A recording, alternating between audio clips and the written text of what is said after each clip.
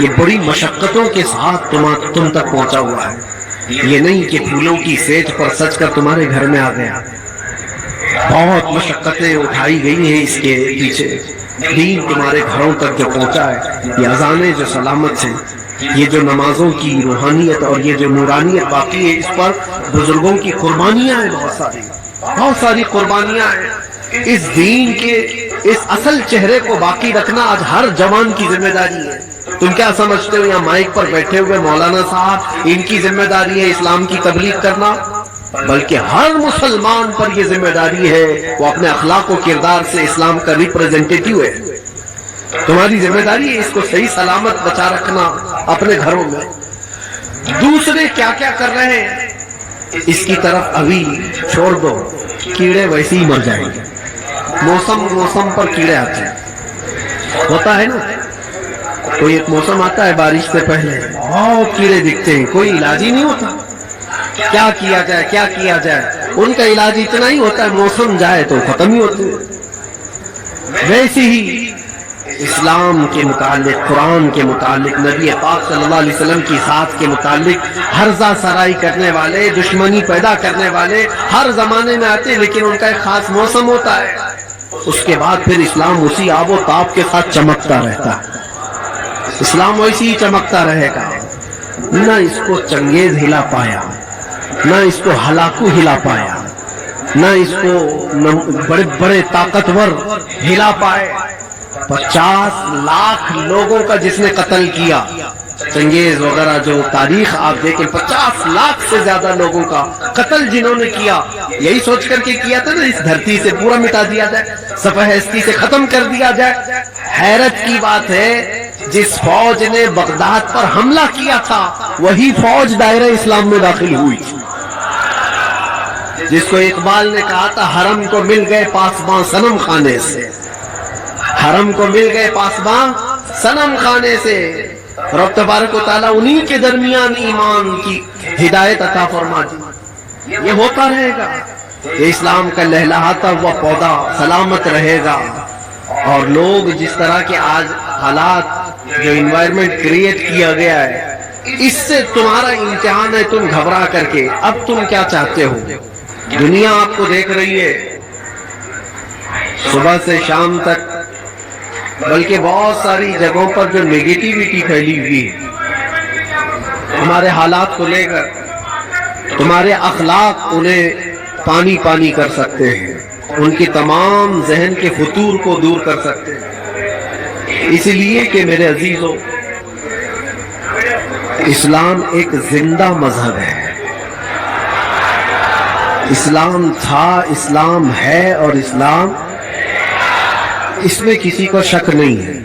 قرآن پاک میں بھی رب تعالیٰ نے فرمایا یریدون لیطفئوا نور اللہ بافواہہم، لوگ اپنے منہ کے پھونک سے اللہ کا چراغ بجھانا چاہتے ہیں، وَيَأْبَى اللَّهُ إِلَّا أَن يُتِمَّ نُورَهُ، اور اللہ تبارک و تعالیٰ اس چیز کو ہونے نہیں دے گا، وہ اپنے نور کو مکمل کر کے رہے گا۔ دوسری آیت میں رب تعالیٰ فرماتا ہے وَاللَّهُ مُتِمُّ نُورِهِ وَلَوْ كَرِهَ الْكَافِرُونَ، اللہ تعالیٰ اپنے اس نور کو، نور کس کو کہا گیا؟ اسلام بھی نور ہے، قرآن بھی نور ہے، اور حضور کی ذات بھی نور ہے، اور اس نور کو رب تبارک و تعالیٰ صبح قیامت تک قائم رکھے گا۔ وَلَوْ كَرِهَ الْكَافِرُونَ، کافروں کو اگرچہ یہ بات اچھی نہ لگتی ہو، کسی کو اچھی لگے نہ لگے، لیکن رب تعالیٰ اس کو زندہ رکھے گا۔ پوری ہسٹری اگر آپ اٹھا کر دیکھیں تو اسلام پر کبھی ایسا وقت نہیں آیا کہ پورے صفحہ ہستی سے اسلام ختم ہو گیا ہو، پورا کا پورا مٹ گیا ہو، اور اس کے بعد پھر دوبارہ اس کو زندہ کیا گیا ہو، ایسا کبھی نہیں ہوا۔ ہاں، کربلا ضرور ہوا ہے، بدر و حنین بھی ہوئے ہیں، احد و خندق بھی ہوئے ہیں، چنگیز اور تتاریوں نے قتل عام بھی کیا ہے، تاریخ میں خون بہت کیا گیا ہے، لیکن کبھی ایسی چیز نہیں بتا سکتے کہ پورا کا پورا اسلام دھرتی سے مٹا دیا گیا، ختم کر دیا گیا۔ امپاسبل ہے، ہوگا بھی نہیں، اور اب بھی نہیں ہوگا۔ تو پھر آپ سب کو ڈر کر جینے کی ضرورت کیا ہے؟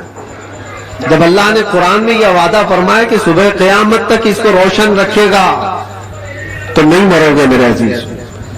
اکا دکا جو قربانیاں ہوں گی وہ کربلا والوں کے صدقے قبول کر لی جائیں گی. قربانیاں جو ہوں گی جو آج پیش کی جا رہی ہیں، لیکن اسلام تھا اور اسلام ہے، اسلام رہے گا. اس کی حقانیت کی بنیاد پر یہ زندہ رہے گا، مسلمانوں کی ٹوپیوں سے نہیں. تمہارے چلت پھرت کی وجہ سے اسلام زندہ رہے گا ایسی گارنٹی نہیں ہے. اسلام حق مذہب ہے، وہ اپنی حقانیت کی بنیاد پر زندہ رہے گا. قرآن اللہ کا کلام ہے، اس کی حقانیت کی بنیاد پر وہ زندہ رہے گا. یہ تو ہمارا اور تمہارا امتحان ہے کہ ہم اس پر کتنے عمل کرتے ہیں، ہم اس پر کتنے کاربند رہتے ہیں، ہم اس پر کتنا یقین کرتے ہیں.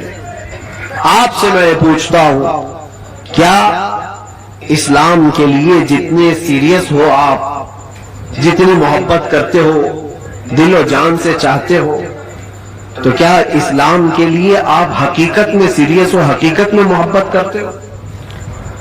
اگر حقیقت میں محبت کرتے ہو تو کیا اسلام کو اپنے گھر میں بھی پسند کرتے ہو؟ آپ تو بولیں گے کہ ہاں اسلام کو میں گھر میں پسند کرتا ہوں. اپنی ذات پہ اسلام کو پسند کرتے ہو؟ سب سے بڑی بات ہے، یہ ذمہ داری کی بات ہے کہ جس چیز سے آپ محبت کرتے ہو وہ چیز آپ کے گھر میں ہونا چاہیے. تو آپ ایک نظر جا کر دیکھیں کہ میرے گھر میں اسلام نظر آتا ہے یا نہیں.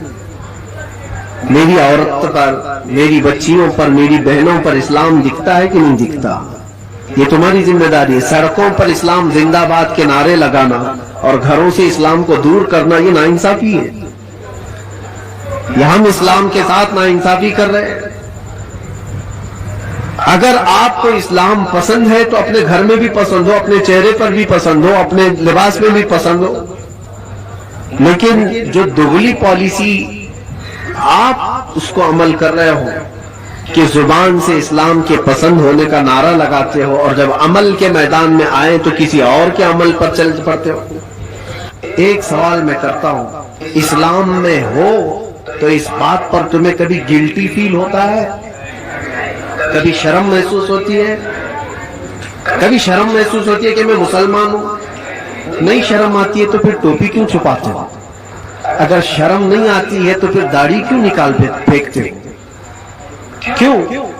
اگر تمہیں اسلام پر قائم رہنے میں فخر محسوس ہوتا ہے تو کھل کر کے اسلام پر عمل کرو.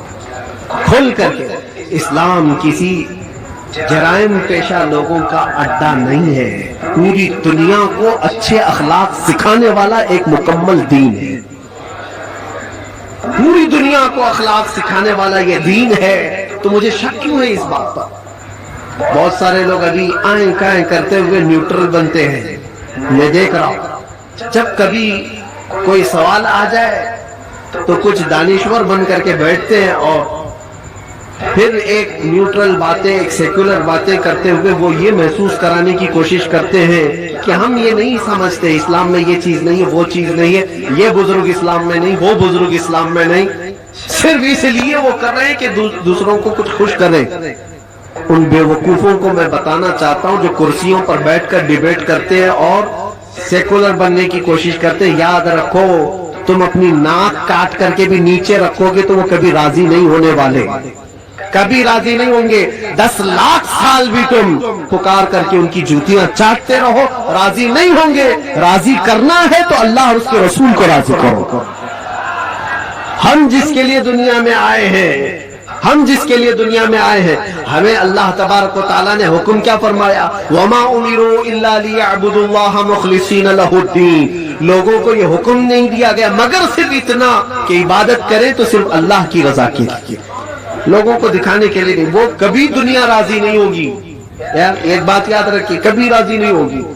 تم چاہے جس طرح کے بھی بن جاؤ، دنیا تم سے راضی نہیں ہوگی.